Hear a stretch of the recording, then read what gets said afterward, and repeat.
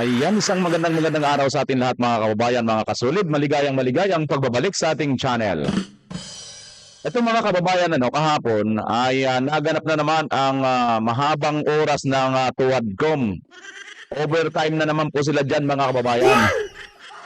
Sobra talagang sisipag ng ating mga nagtutuwad-tuwadcom. Pero mga kababayan, sa kabila po ng napakarami po mga nagdidiin kay Pangulong Duterte, diyan nga po sa mga pinapatawag nila, mayroon po tayong nakita at napanood kahapon na talagang kahit pagbalik-baliktarin pa nila, hindi po talaga nila makukuha, mga kababayan. Napakaganda po ng mga sinabi nito pong dati pong bodyguard, dati pong security, na isa pong dating pulis ni PRRD. Panoorin nga po natin mga kababayan ang kanyang masasabi muna dito. Ano po yung personal nyong experience? Why you are saying mabait na principal si Mayor Duterte? Ganito po, minsan kung gabi magpatrol, may madaanan kaming tao, tanungin niya kung saan ka mag-uwi. We out in the morning. Tapos sabi niya, pakilala siya, Mayor Duterte, saan kayo mag-uwi? Para hindi daw matakot. Sabi niya sa Santa Cruz, Mayor, outside Davao City. May dalang bata, may dalang anak niya, tatlo. Husband, wife, at saka yung anak nila na maliit. Sinabihan ni Mayor yung backup, ihatid niyo sa Santa Cruz, Davao del Sur. So, inihatid nila. Minsan po, manonood siya ng news every afternoon, 5 p.m. Minsan may maghingi ng tulong yung mga bata na malaki ang ulo. Tawagin niyo ako. Tawagan mo si Bong. Sagutin mo ang gastos doon sa ospital. Tapos huwag niyo na sabihin kung saan galing. Sa inyo pong personal na buhay, ano pong nagawa ni Mayor Duterte? Marami po. Can you please yung share some? Yung mga bata na cancer patient, binilihan niyo ng bahay. Sir, I am referring to your personal and family life. Ano pong naitulong sa inyo? Yung asawa ko po, kasi yung asawa ko may cancer, breast cancer po. Tapos sabi niya, anong problema mo? Sabi ko, okay lang sir. Sabi ko, okay lang. Tinawag niya si Bong, Bong, tulungan mo si Sunny. Nung tinulungan po ako, 2 beses na operahan yung misis ko. Cancer patient. Ngayon po, at least, wala na siya. Okay na. Ayos, actually, na-cure po siya, na-cure. Nasaan po yung misis nyo ngayon? Nasa Davao po. Ayan mga kababayan, yan pa lang po ang ating pinaka-introduction nitong ating video, no? Makikita niyo po talagang napakabusilak ng puso ni Tatay Digong. Bagamat, kung inyo pong makikita at mapapanood, pag hindi po kayo pamilyar kay Tatay Digong, mabubwisit kayo dahil nagmumura nga. Pero hindi po nila alam, marami pong ginagawa si Tatay Digong na tunay na pagmamalasakit. At ito nga, ang nakasaksi dito, itong mismo personal bodyguard or driver nga po ni Tatay Digong na itong si Buenaventura. Mga kababayan, dito po ginigisa siya rito, at gusto pong paaminin at gustong i-corroborate lahat na itong Tuwadcom kung sino po talagang kinaugnayan niya dito nga po sa mga DDS at kay Garma. Mga kababayan, dito nakita natin na talagang napakahusay po palang sumagot nitong taong ito. Talagang mapapabilib po kayo. Ako hindi po ako abogado, pero sa tingin ko, pag napanood po ito ng mga abogado at may mga intelihente pong tao, alam na alam po nila kung ano po ang sinasagot nito pong taong ito. At dito po, direktahan po niya ang pinasinungalingan ang sinasabi ni Garma tungkol sa kanya. Mga kababayan, para sa kabuuan ng ating video, bago po natin ipagpapatuloy ito, ay humihingi po ako sa inyo ng like at pakishare na po mga kababayan. At pakisubscribe na rin po sa hindi pa po nakakapag-subscribe. Ipindot nyo po ang notification bell all. Nang sa ganun ay lagi po kayong updated sa lahat ng ating mga upload. Okay po mga kababayan, ako po masaya na po dyan. Isang like at saka isang share sa mga Facebook. Maraming salamat. Puntahan na po natin mga kababayan ang napakagandang videong ito. Panoorin natin. Mr. Chair, I wish to proceed this time to SPO4 Sunny Buenaventura. Thank you, Attorney Conti. Your Honor, mayroon akong prepared opening statement. Pwede ko pang mabasa ito before answering your query or question. Mahaba ba yung Kuha lang po. Brief lang po. pwede bang malaman kung tungkol saan yung iyong opening statement, Mr. Yung Buenaventura? tungkol po yung sa affidavit ni Colonel Garma accusing me of giving money as a reward. What is the pleasure of the body? Would we allow Mr. Buenaventura to deliver his opening statement with regards to, I believe it is his answer to the accusations by Colonel Garma, tama? Yes po. What is the pleasure of the body? In the spirit of fair play, Mr. Chair, I think we should, but just short. Okay, It is short, Your please Honor. make it short. Mr. Chairman. He has already, you have taken your oath, correct? Yes, Your Honor. Mr. Chairman, anyway, I don't have any argument with regards to the reading of the prepared statement of Ms. SPO for Sunny Buenaventura. But next time, to all those resource person, dapat po, papadala niyo po mas maaga dito. That's the protocol that being established in this committee. Thank you, Mr. Chairman. Thank you. Wow, para makita niyo muna ninyo kung against ba sa inyo o pasok sa inyo, sa script nyo. Ay nako. Sige, tuloy natin mga kababayan. Humihirit talaga sila, no? Congressman Paduano. So please make it short, Mr. Buenaventura. Thank you, Your Honor. Good afternoon, Mr. Chair and members of the committees.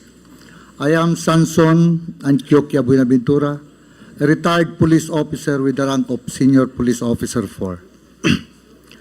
I retired from the police service noon pa pong December 31, 2008. Mula noon, namuhay na po ako bilang isang sibilyan. Dati po akong security driver ng dating Mayor Rudy Duterte sa Davao City na naging presidente ng Pilipinas. Sa totoo lang po, right after my retirement, hindi na po ako naging security driver ng dating MRRD. Dahil po ang gusto niya ay isang police officer ang maninilbihan bilang driver niya. Kaya mula po January 1, 2009 hanggang noong campaign period na tumatakbo siya bilang presidente ng Pilipinas at nanalo siya, hindi na po ako nakakasama sa kanya. Hanggang ngayon po, Your Honor, Mr. Chair. Sa mga sinasabi nila at lahat lang akusasyong idinawit nila sa akin, wala pong katotohanan lahat ng mga yon. Nanood po ako sa Quad Committee investigation at lumabas at binanggit ang pangalan ko from the affidavit of Colonel Royena Garma. Ayon sa affidavit niya, nakatanggap siya ng pera mula sa akin at sa dalawa pang tao na binanggit niya na sina Sergeant Swan at isang alias Boy Alsi bilang reward money para sa AJK na nangyayari dito sa ating bansa. Sa akin, hindi po totoo. Yan po ay hindi totoo. Sa mga naririnig kong mga napag-usapan sa Quad Committee investigation na may kinalaman kay Colonel Garma, tulad ng nawawalang pira sa PCSO, mga kamag-anak niya, pati anak niya na pinapasok ng trabaho sa opisina ng PCSO, mga ari-arian niya sa labas ng bansa at dito sa Pilipinas, mga nangyayari sa Cebu ayon sa dating Mayor Tammy Osmeña at kung ano-ano pang findings laban sa kanya. Itong mga pinag-usapan ito marahil ang dahilan kung bakit idinawit niya ang pangalan ko. Inakusahan niya ako na nagbibigay ng reward money for AJK para ilihis lang ang investigasyon laban sa kanya. At upang maging mas kapani-paniwala, sinabi niya na siya ay nakatanggap ng 3 beses mula sa akin na reward money para sa AJK. Your Honor, Mr. Chair, sangayon po ako sa mga sinabi ni Honorable Congressman Akop sa matrix na ginawa ni Colonel Garma, kung saan wala at hindi kasama ang pangalan niya sa lahat ng kinasasakutan niyang issue. Iniiwas niya ang sarili sa investigasyon. Gawa-gawa lang niya ang lahat para makaiwas siya sa lahat ng mabibigat na issues laban sa kanya at kinasasangkutan niya. Your Honor, Mr. Chair, Colonel Garma should not accuse anybody to save herself. She has to prove every accusation she makes with evidence, hindi lang sa salita o sabi-sabi niya. Maraming salamat po sa inyo, Mr. Chair and members of the committees. Thank With the you. permission of the chair. Yes, please proceed. Mr. Buenaventura, Yes, Your Honor. taga saan po kayo? Saan po kayo nag-originate or where were you born and raised? Davao City po. Davao City. Yes po. At I understand you're a police officer before your retirement. Saan po ba kayo nag-aral ng pagpupulis? Davao City po. Davao City rin po. And kayo po ba ay mayroong sariling pamilya? Yes, Your Honor. May asawa at anak po kayo? Yes, Your Honor. Taga saan po ang napangasawa nyo? Taga Davao din po. Going back to your police career, sir, saan po ba yung unang assignment nyo? Turil Police Station po. Saan po yon? Sa district ko, 3rd District of Davao. Turil Police Station, Turil, Davao City. Turil, Davao Yes, City. Your Honor. Anong taon po ito, sir? May 16, 1978 po. 1978. Pagkatapos po ng assignment nyo sa Turil, saan po ang sumunod? Tugbok Police Station po. Bugbog, Tugbok, Mintal, Davao City. Tugbog. Police Station, Mintal, Davao City. Sa Davao din po ito. Yes, Your Anong Honor. taon po ito? Hindi ko na maalala, Your Honor. Can you please give an approximate year? 1980s. 1978. I think 80 what? 1981. I'm not Pagkatapos, sure, Your Honor. I'm not sure. 19, maybe. pagkatapos po ng Tugbog, sir, saan po yung sunod na assignment nyo? Sa Davao City. Saksa. Sa Davao City. Sasa. Sa Police Station, Davao City. And can you please cite also the approximate year? I'm not sure, Your Honor. Maybe 1983. Not sure, Your Honor. 1983. After Sasa, saan po kayo sunod na na-assign? Doon na po kay Kwan, na naging security driver na po ako ni then Mayor Rudy Duterte po.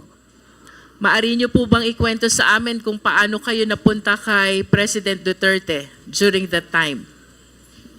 Mayroon pong order from Davao Metro Discom din na i-assign ako sa City Hall under Mayor Duterte's term. Whose order was that, sir?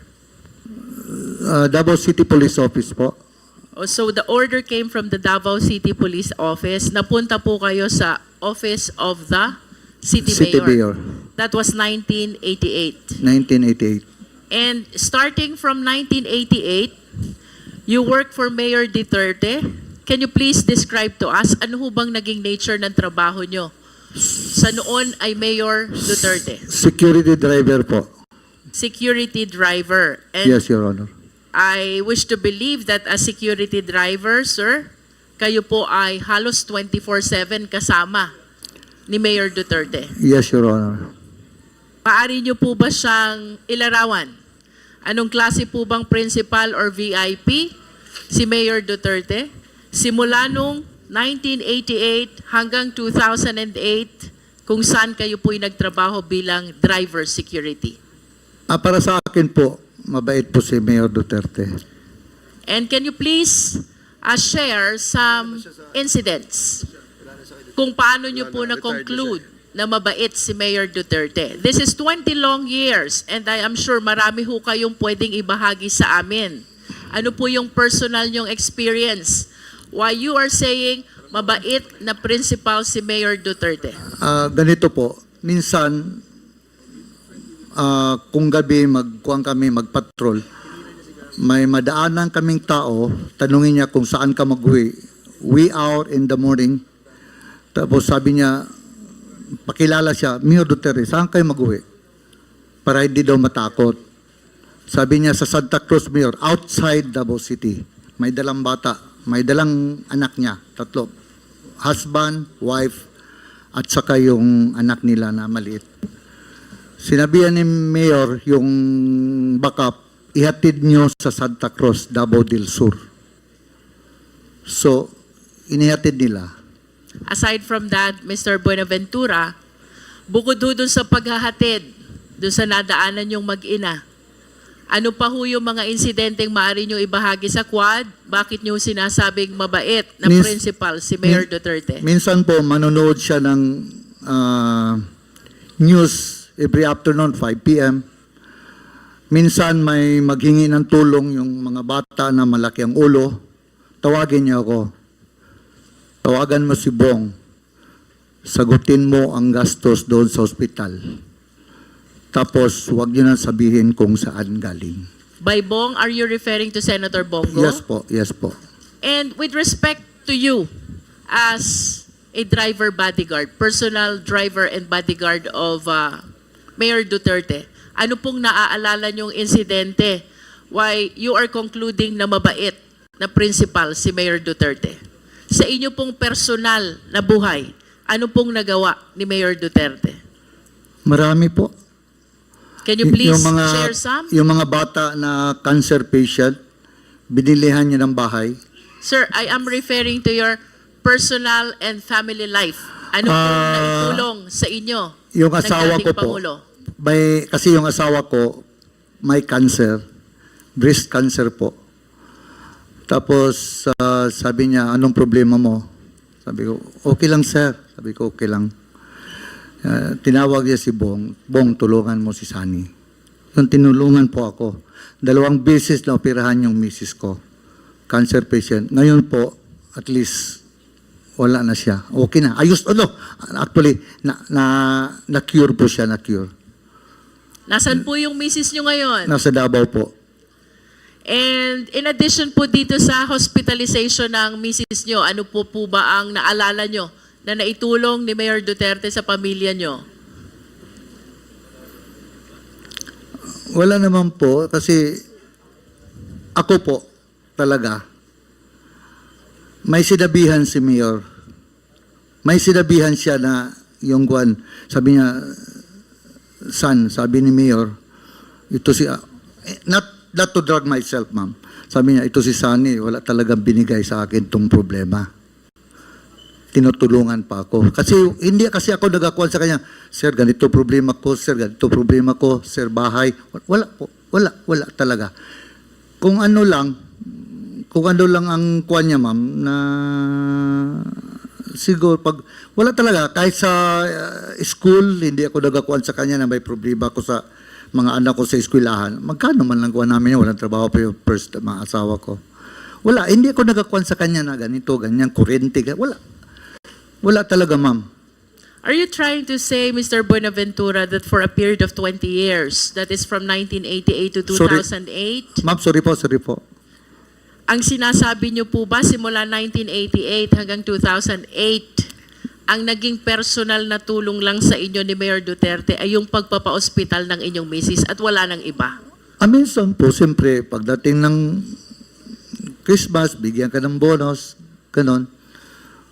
Pero kahit nagpatayo ako ng bahay, wala man, hindi man siya nagkuhan. Hindi man na din ako nagsabi sa kanya. Nagpatayo ako ng bahay, sarili ko, unti-unti. Hindi man ako nagsabi sa kanya, nagpatayo ako ng bahay, so wala. In other words, Mr. Buenaventura, aside from the modest gifts during special occasions, ito lang ang naaalala niyong naitulong na personal sa inyong pamilya, ang hospitalization ng inyong breast cancer na misis. Mayroon naman, ma'am, pero hindi ko na makuha niya, ma'am. Mga konti-konting bagay. Minsan, bigyan ka ng sapatos, search, ganyan lang, ma'am. Mr. Buenaventura, how well do you know the President? Gaano niyo po kakilala si Pangulong Duterte? Mabait po siya sa tao. Bukod po sa mabait na sa tao, what else can you say about him? Kalaban niya po yung mga kriminal. Mr. Buenaventura, I wish to believe na dahil kayo po'y taga Davao, doon kayo pinanganak, doon kayo naging pulis, doon kayo nagkaroon ng unang assignment hanggang sa napunta kayo kay Mayor Duterte. Talagang kilala nyo po si Mayor Duterte. Tama po ba? Yes, Your Honor. As a matter of fact, 20 years of your career in the Philippine National Police was spent with Mayor Duterte. Tama po? Yes, Your Honor. Dito na siya ngayon mga kababayan gigisahin at pakinggan po ninyo kung paano po siya sumagot. Napakahusay po nito pala mga kababayan. First time ko po ito napanood, no? At napaka-natural ng mga sagot niya, no? Kahit ano nilang binabaliktad, paano nilang idaan ang mga tanong, ay nasasagot niya po ng maayos. At napansin niyo mga kababayan, ano?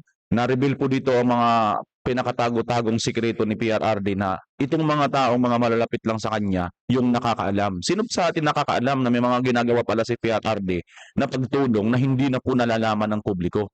Di ba mga kababayan? Ang alam lang po ng mga publiko, yung mga nanonood lang sa lalo sa mga mainstream media, ito lang pong mga sinasabi ni Tatay Digong na mga palamura, pero hindi nila alam. Ito po mga kababayan, ang napakaganda po palang behind the scene kay Tatay Digong at nalaman po natin dito kay Mr. Buenaventura. Kaya mga kababayan, ituloy po natin ang video na ito dahil napakaganda pa po dito ng tanungan at reaksyonan natin. Tuloy tayo sa video. At nais ko po sanang tanungin ito hong mga personalidad na babanggitin ko sa inyo na sa tingin ko po'y kilala nyo ito dahil sa haba ng panahon nakasama nyo siya sa inyong trabaho. Nakikilala nyo po ba si Police Chief Inspector Ernesto Makasait? Yes, Your Honor. Sino po siya? Bimidal Police Officer ng Davao City yun. How about SPO4 Desiderio Dick Cloribel? Yes, Your Honor. Kapwa police ko po. How about SPO4 Fulgencio Pavo? Yes, Your Honor. SPO4 Bienvenido Laud? Yes, Your Honor. SPO3 Jeremias Baguhin? Yes, Your Honor. SPO2 Teodoro Pagidobon? Yes, Your Honor. And PO1 June Naresma? Yes, Your Honor. Would you confirm with us na ito pong mga police na nakikilala nyo ay miyembro ng Anti-Crime Task Force ng Davao City Police during the time of Mayor Duterte? Headed by Colonel Makasait, Your Honor. Yes. I will be proceeding to the next batch of police officers, Mr. Buenaventura. Nakikilala niyo po ba si SPO3 Reynaldo Capute? Yes, Your Honor. How about SPO3 Simplicio Capute? Simplicio. Simplicio Capute. Simplicio Caputi, wala po. SPO2 Antonio Balolong. Yes, Your Honor. SPO1 Jim Tan. Yes, Your Honor. SPO1 Ben Furog. Yes, Your Honor. PO3 June Cabalinan. Yes, Your Honor. PO2 Arnold De Chavez. Yes, Your Honor. PO2 Rezalino Aquino. Yes, Your Honor. PO2 Jovencio Humawan. Yes, Your Honor. PO2 Enrique June Ayaw. Yes, Your Honor. PO1 Tata Migueliano. Yes, Your Honor. PO1 Ronald Lau. Yes, Your Honor. PO1 J. Francia. Yes, Your Honor. PO1 Reynante Medina. Yes, Your Honor. Senior Inspector Junicio Abude Jr. Yes, Your Honor. Bakit niyo po sila nakikilala? Kapwa police po sila. Kapwa police ko po from Davao City. And would you confirm that they are members of Heinous Crime Task Force? Yes, Your Honor. And that was also during the time of Mayor Duterte? Yes, Your Honor. Kanya mga kababayan, consistent sumagot at diretso, maayos, di ba? Pakinggan natin kung paano siya ngayon paikot-ikutin at paano siya gustong ikahon nitong mga kongresista, mga kababayan. Ang sunod ko pong itatanong sa inyo, nakikilala niyo po ba si Edgar Matobato? Nakilala ko lang po si Edgar Matobato sa Samal Island, Your Honor. Paano niyo po siya nakilala? One time, may nakita ako wearing sleeveless shirt. Siguro, sleeveless. Nakita ko, may tao kasi, siyempre, pulis ako, may nakita kong tao naka-sleeveless, naglakad na naka-holster ng 45 at pumunta siya sa isang sasakyan na yung owner type jeep. Mayroon niya siyang owner type jeep. Paglingon ko, mayroon siyang M14. Napatanong ako sa ibang tao, sino yan? Yan si Edgar Matubato, tauhan ni Mayor yung isang mayor ng Samal, sorry? Mayor ng Samal, Edgar Matubato, Antalan. Mayor Antalan, Your Honor. Nabanggit nyo po na nung una nyong nakita si Edgar Matubato ay siya'y may dalang armas. Naka-holster, Your Honor. Walang cover, labas ang 45. Labas Yabang ang pala, no? 45 Yes. at may nabanggit pa po kayong isang armas. M14. M14. Yes, sir. Nalalaman nyo po ba kung si Edgar Matubato ay kapwa nyo pulis? No. And I Sabi nila, ano yan, police? Sabi ko. Kasi naka-react lang po ako dahil police ako na may nakita akong may armas. Ano yan? Bata ni Mayor Antalan. I understand that you were a police officer during the time. Kung kita nyo mga kababayan, di ba? Natural, sa isang pulis, nakakita ng parang nakasando lang o hindi kinahinala, di ba? Magtatanong talaga siya. So hindi pulis ang itsura nitong mga kababayan. Unang-una, hindi nga kilala ni Buenaventura, di ba? Ang mga binanggit na nauna ng mga pulis talagang legit, kilala niya lahat eh. So ito, bagamat ito ay may bodyguard po ito or bata ng mayor ng Samal noon, ay hindi niya kilala. So ang description pala nito ay hindi ito pulis, mga kababayan. At napansin nga niya kaagad yun nung kakaiba yung suot, di ba? At bakit may hawak na mahaba? Tuloy natin mga kababayan ang pagpapaikot sa kanya dito. Yes, Your Mr. Honor. Buenaventura, did you not bother to prompt Sabi kasi Edgar nila, Matubato? member ng CHDF, Ano po yun? Civilian Home Defense Force, Your Honor. Saan po ba naka-attach itong civilian force? Civilian Police Force. na tinuturo- Home Defense Force. Army po yun, sa Army. Civilian Home Defense Force. Yes, Your Honor. Saan po ba attach itong Civilian Home Defense Force? Sa military po, Army. Sa military po. Yes, But you Your Honor. were saying kanina na siya ay bata, tao, ng mayor ng Samal. Tama po ba yun? Tauhan siya ng mayor ng Samal. Ano pong pangalan ng mayor ng Samal? Mayor Antalan po. Nalalaman niyo po ba kung ano itong Civilian Force Multiplier?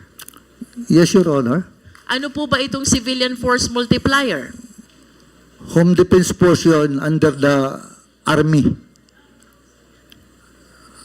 Under the Army. Nalalaman niyo din po ba na kayo ay kilala ni Edgar Matubato? After na, Your Honor, after noon. Yung first time nakita ko siya, after noon, nakilala niya rin ako na isang pulis. Kaya, Kilala po kayo ni Edgar Matubato bilang boss doon sa grupo ni Mayor Duterte. Do No, you na- confirm this? hindi naman boss, Your Honor. Security driver lang po ako. Pero Security driver. would you confirm na kayo po ay kilala ni Edgar Matubato bilang isa sa mga tao Isang ni Mayor pulis po, Duterte? isang pulis. And would you confirm also that for quite some time itong si Edgar Matubato ay naging tao din ni Mayor Duterte? Hindi po. Not at any point in time. Narinig ko yung sabi niya na naging security siya ni Mayor Duterte. Hindi po totoo yan. Hindi totoo. Na naging security siya ni Basti, naghatid sa eskwelahan. Hindi po totoo yun. Hindi po totoo. Ang security ni Mayor Duterte, puro police. Mr. Buenaventura, may mga babanggitin pa rin Mga kababayan, tinan nyo, pansinin ninyo. Consistent siya dito. At talagang pinagdiinan niya talaga na hindi totoo na naging kasama yan. Dahil lahat kasi mga kababayan pala ng mga bodyguard or security ni PRRD ay mga pulis talaga. Katunayan mga kababayan, ito, nung nag-retire na ito, hindi na po ito napasama kay PRRD. Kasi hindi na siya pulis eh. Di ba? So consistent to mga kababayan, tingnan nyo, pagka alam niya na hindi totoo, diretso niya talagang sasabihin. At kung ano ang alam niya, yun talagang sinasabi niya rito. Itong napakaganda rito mga kababayan. Ito talaga ang tunay na resource person. Rin po akong pangalan dito. Yes, Your Honor. Nakikilala niyo po ba si Chris Lanay? Chris Lanay. Hindi ko makuha mo, Your Honor. Si Andong? Hindi ko kilala, Your Honor. Si Jopet? Hindi, Your Honor. Si Alvin Laod? Pulis din yun, Your Honor. Alias Boboy Maldito? Kaya tingnan nyo mga kababayan, pag alam niya at pag kilala niya, mabilis niyang nasasagot. Pulis din yan, Your Honor. Pero itong mga nauna, hindi ko kilala eh. Di ba mga kababayan? Dito makikita nyo kasi kinukunik lahat yung mga sinasabi nung kabilan nila Garma at ni Matobato. Lahat ng mga ito na mga binanggit, gustong i-connect dito sa kanya. So ngayon, siyempre, magsasabi siya kung ano lang talaga ang totoo. At napaka-consistent ni Buenaventura dito. Tuloy pa natin. Hindi, Your Honor. Alejandro Casas alias Toothpick? Yung bata ni Juan Your Honor, ni Las Cañas. Si Boy Pondoyo alias Boy Chacha? Sa City Hall po yun, Your Honor. Alias Inchik? Hindi ko kilala, Your Honor. Jerry Troso? City Hall po, Your Honor. De La Serna Brothers? Hindi ko Sina kilala. Ayan, Yoyin, at Jongjong? Hindi ko kilala, Your Honor. Duhilag Brothers na may pangalang Roland, Yanyan, Alan, at Valentin? Hindi ko kilala, Your Honor. Ayon po sa ating mga source, Mr. Buenaventura, ang mga nabanggit pong pangalan ay mga miyembro ng Davao Death Squad. At ito po ay ayon kay Arturo Las Cañas. Ano pong masasabi nyo rito? Yan po ang sabi ni Las Cañas, Your Honor. Dahil sila, nasa heinous crime sila. Ako, security driver lang po ako ni Mayor Duterte. Wala akong guwan doon. Isang unit sila doon sa police. Dito lang ako kay Mayor Duterte. Do you confirm that Davao Death Squad exists? Yun sa newspaper, sa media. Kita nyo? Do you know Arturo Las Cañas? Yes, Your Honor. Do you know Jose Basilio? No, Your Honor. Las Cañas, Basilio, and Matobato. All of them are members of DDS, Davao Death Squad, and they are identifying you bilang taong dinadaanan ng mga orders ni Mayor Duterte. Ano pong masasabi nyo dito? Ganito po yun, Your Honor. Heinous crime headed by Colonel Makasait. Si Colonel Makasait, SPO4 lang ako. Dati SPO3 pa. SPO3 pa ako. Kung ako mag-order sa kanila, Your Honor, Colonel Makasait, bumidal police officer na Davao City, maniwala sa akin yun. Maniwala sa akin yung si Colonel Makasait. Mr. Chair, Yes, Congressman Akop. maniniwala sa iyo.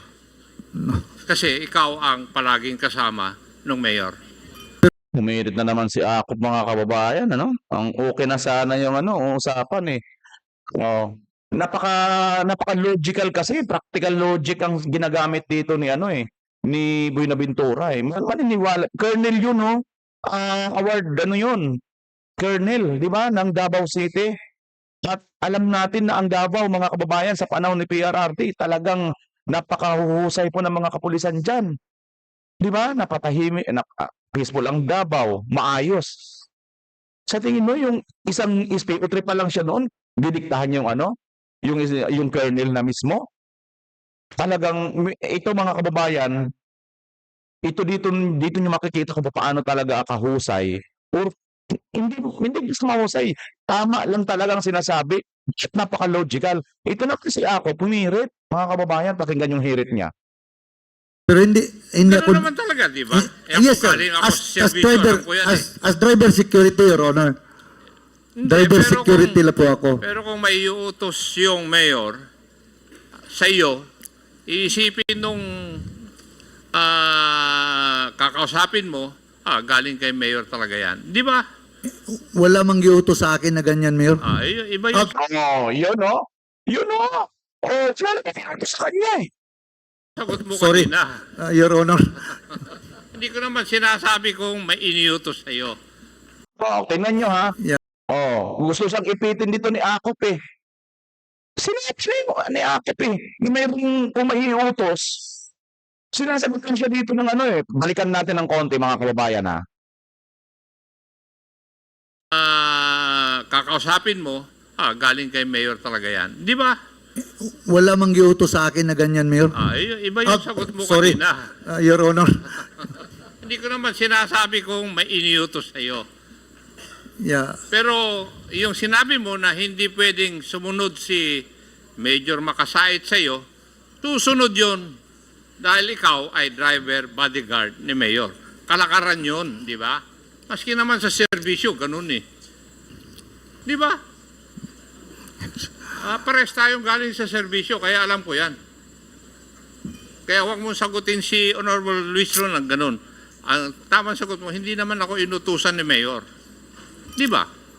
Mr. Benaventura? Yes, Your Honor. Yes. Sa tingin ko ay big to disagree dito. Bulok yan mga kababayan. Bulok yan. Kung tutuusin, Colonel yun eh. Ha? Hindi na lang ano dito si ano eh. Siguro, ewan ko, syempre, nandito sila ngayon sa kanilang ano. Pero ako, I beg to disagree. Kayo mga kababayan, ano sa tingin ninyo yung sinasabi ni Akop dito? Thank you, Mr. Chair. Mr. Buenaventura, sino po si Superman? Parang ang dating kasi parang makahirit lang eh, no? Makahirit lang. Para gusto lang talaga nilang ipasok yung gusto nilang script, mga kababayan. Pero napaka-consistent nitong ni Buenaventura, di ba? Hindi nila kaya eh. Hindi nila kaya mga kababayan. Kaya pinagtutulungan talaga nila. Sige, anyway, tuloy natin. Hindi nyo rin po ba alam? Yun ang call sign ni Mayor. Doon may radyo pa kami. Superman. At least you confirm Yes, Your Honor. that Superman is Mayor Duterte. Yun ang call sign niya sa radio. Yes, and he is actually called Superman by DDS. Do you confirm that? I do not know, ma'am. I do not know. Hindi Sa nyo amin po lang yun, alam? ma'am, sa radio. Sa radio, ma'am. Yan ang call sign niya sa radio. Sa amin yun.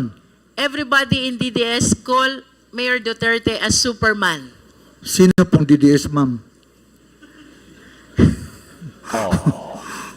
Mr. Buenaventura, Yes, Your Honor. are you not confirming to the Quadcom the existence of the Davao Death Squad? Narinig ko lang yan, ma'am, dahil ang nagbigay ng pangalan yan is media. Did you watch the Senate investigation where the President appeared? Yes, Your Honor. And did you watch him confirm that there is Davao Death Squad? Siya po, Your Honor. Yes, Siya po ang may sabi. did you watch him confirm? Yes. Napanood niyo po ba yon? Yes. And napanood niyo din po bang sinabi niya na si Senator Bato ay kasama doon sa Davao Death Squad? Narinig ko po, Your Honor. And of course, you've heard already that Las Cañas is also confirming that there is Davao Death Squad. Sa kanya, si Arturo Las Cañas po ang may sabi din sa kanya. Yes, and even Matobato is confirming that there is Davao Death Squad. Matubato. Yes, Your Honor. And even Jose Basilio is confirming that there is Davao Death Squad. Basilio, I do not know Basilio, Your Honor. But of all the names that I have mentioned, I hope you realize that the President himself confirms the existence of Davao Death Squad, and you are denying Davao Death Squad. I did not, Your Honor. Narinig ko lang, Your Honor. I am not answerable for Presidente, Your Honor. Yes, but you are. Ang galing. Talapakan natin mga kababayan itong taong ito. Ito lang eh. Sila may sabi yan. Las Cañas, Matubato. Sila may sabi. O sige. Alam mo yung Death Squad. Sabi ng media, sinabi ng mga media, yung mga, alam nyo naman, mga bias media, di ba? Sila ang nag-anon dyan eh. Sila yung nag-tag niyang pangalan na ganyan eh. Bakit ko mag-answer doon? Napakahusay nito mga kababayan. Napakahusay. Tuloy natin. With the President since 1988 to 2008, Yes, and Your I am inclined to believe that you know almost all the activities of the President. Tama po ba ako? Hindi lahat. Yes. And when the president say that he confirms that there is the Vaudet squad, then it means that there is really the Vaudet squad. And if you deny that, then somebody is telling a lie. If the president confirms this already, I do not understand why you keep on denying the Vaudet squad. Sa akin po, Your Honor, narinig ko lang. Oh, butata.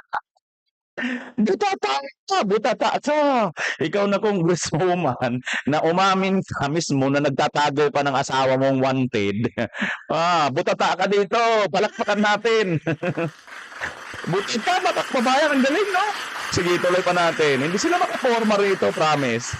Oh, naman niya yan eh. Bakit ko? Ang gusto kasi nila mangyari, mga kabayan, ipaamin dito sa kanya yung mga hindi niya alam. Ha? Ang galing nitong mga, ang galing sa kanilang kalukuhan, no? Pero hindi umuobra dito. Tuloy natin. So, kung nagsabi ang presidente, narinig ko sa kanya. Before I end my interpellation, Mr. Chair, may I request the Secretariat to please flash the 2 pictures of the President with Mr. Buenaventura? Hinahanapan talaga mga kababayan ng mga pang-pressure dito para ano talaga, kumbaga parang hindi man mapaamin, kundi parang may ano talaga, maituro ni Buenaventura si Duterte as in masamang tao, ang kanya magiging statement makukorroborate dito kay kasi mahalaga ito sa Ventura dahil biruin mo, kilalang kilala si Tatay Digong dahil nga matagal na nakasama. Kaya lang, imbes na gano'n ang mga sasabihin niya, may baliktad sa inasahan nila. Pero ituloy pa ba natin, mga kababayan? Matindi pa tuloy ito eh.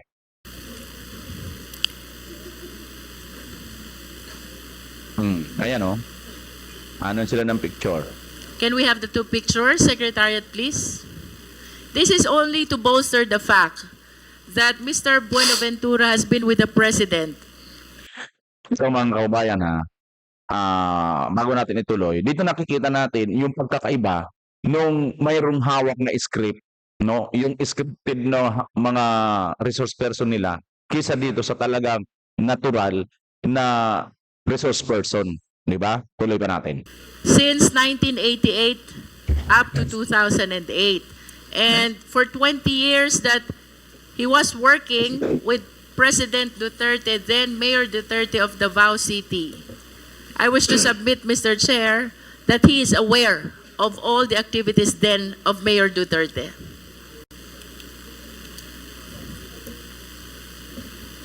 Secretariat?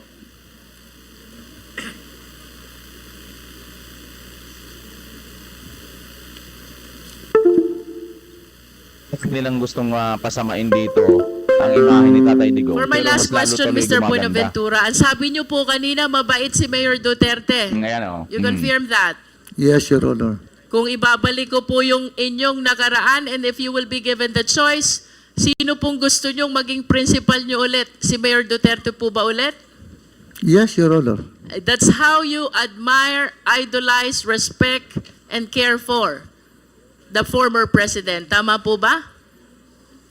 Yes, Your Honor. And in the scale of 1 to 10, Mr. Buenaventura, if we will be assessing your loyalty and dedication to the former president, paano nyo ho ba gradean yung level ng loyalty at dedikasyon nyo sa former president? 10. 1 being the lowest and 10 being the highest. Ten. Sagot to. And with a grade of 10, you will not say anything that will harm the president. Yes or no? Sorry, ma'am.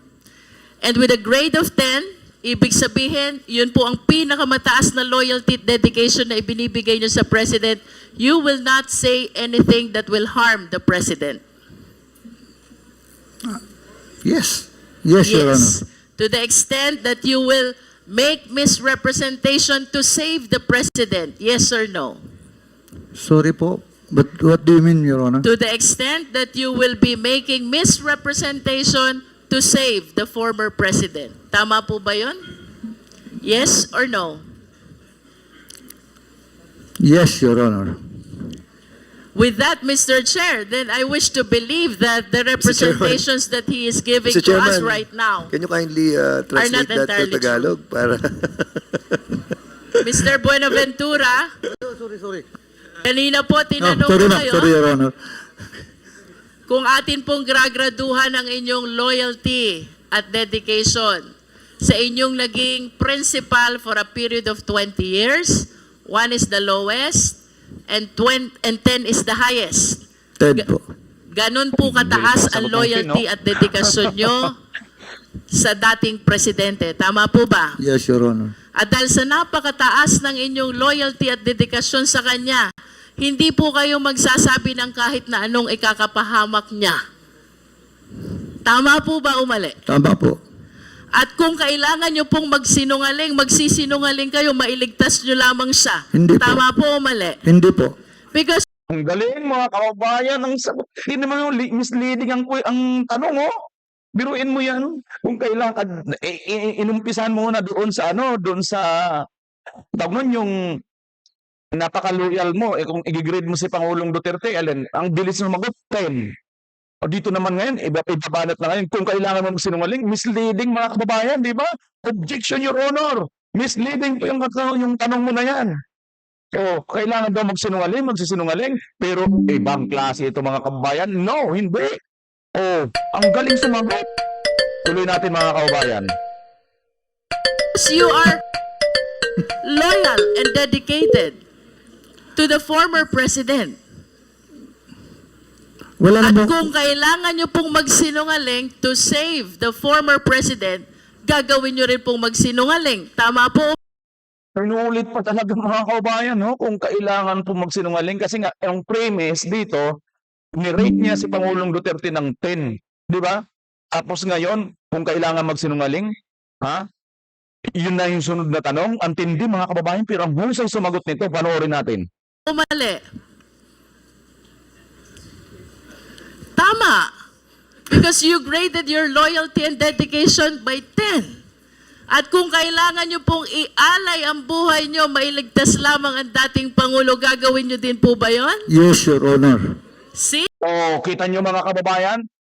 Siya lang nagsasabi na tama, kailangan magsinungaling ni Siya ang sumagot ng kanyang sariling tanong na pagsisinungaling. Pero hindi sumagot si Buenaventura. Mga kababayan, hindi siya sumagot. Pero nung tinanong uli siya, sumagot agad.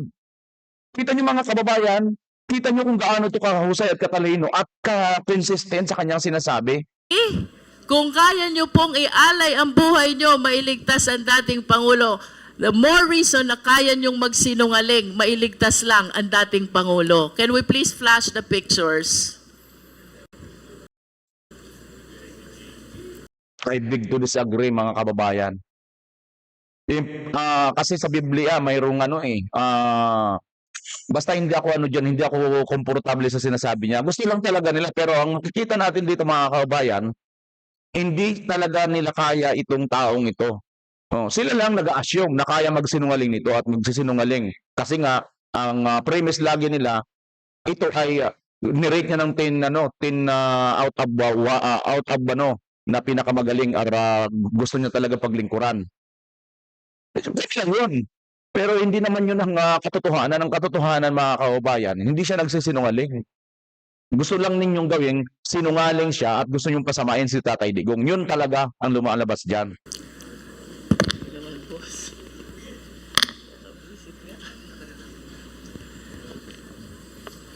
Ayan.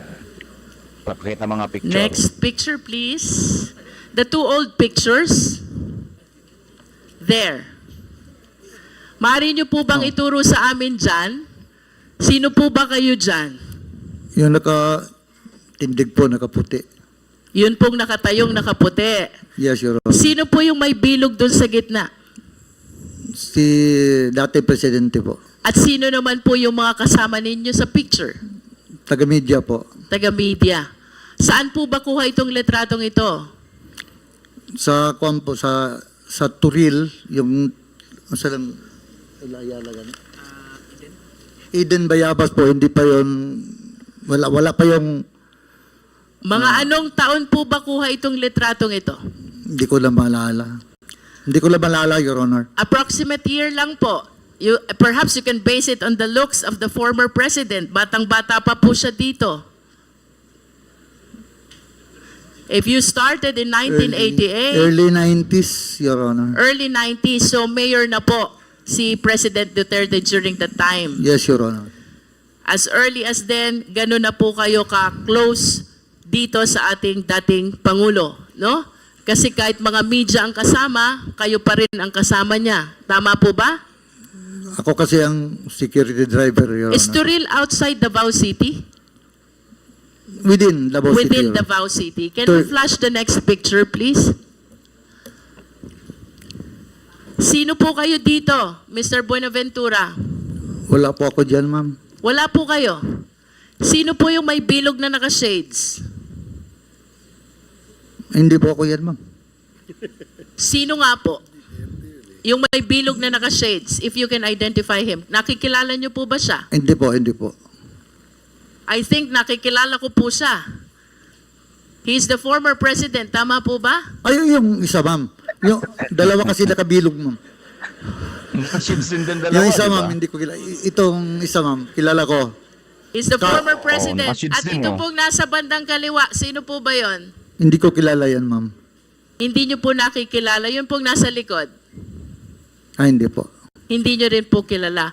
But at least the first picture, Mr. Chair, shows that as early as 1990s, Mr. Buenaventura is already with the President, and having spent 10 years of his police career with the President during the time as mayor of Davao City, I wish to believe that he has given so much loyalty and dedication to the President, as proven by his recent answers.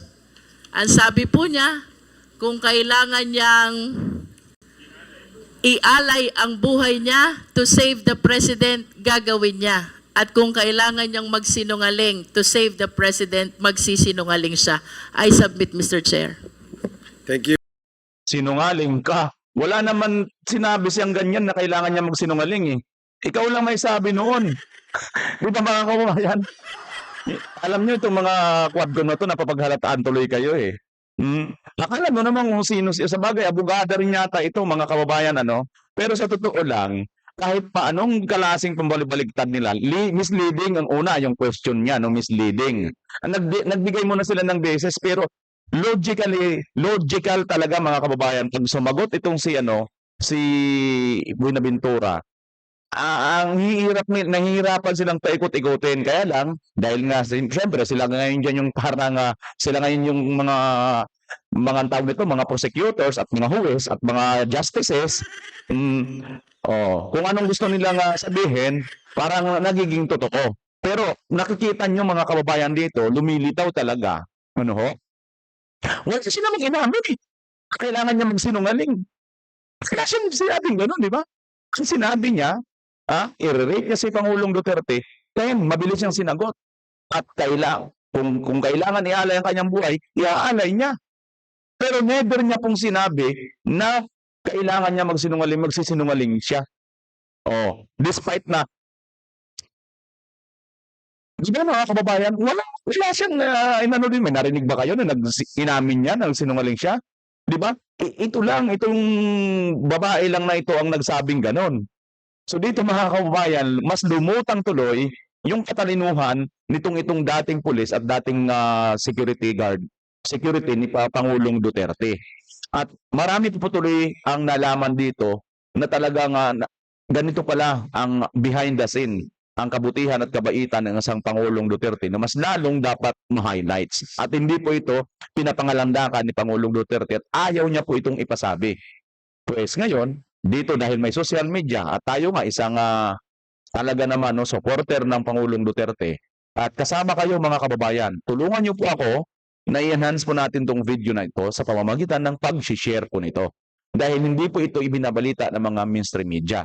Bagkus, kamukha niyan, yung pinangalan nila tungkol dyan sa DDS, mga mainstream media po, mga bias na mga mainstream media lang po ang may sinasabi niyan. Di ba? Ibig lang po nilang pasamain po ang mga Duterte dahil wala po silang napala sa panunungkulan ni Pangulong Duterte. Which is kabaliktaran naman ngayon dito kay Bangag. May nakita, di ba? Nakasama sila sa travel sa eroplano. Saan pera ang galing yan? Di ba galing sa tax ng bayan? Kakapal na mga pagmumukha ninyo. Ayan mga kababayan, Ano po ang inyong masasabi patungkol po sa bidyong ito? I-comment nyo po sa baba at pag-uusapan po natin. Maraming salamat. This is Bimar Channel. Pansamantalang magpapaalam. At syempre, as always, Pilipinas, God first. Maraming salamat. Bye-bye.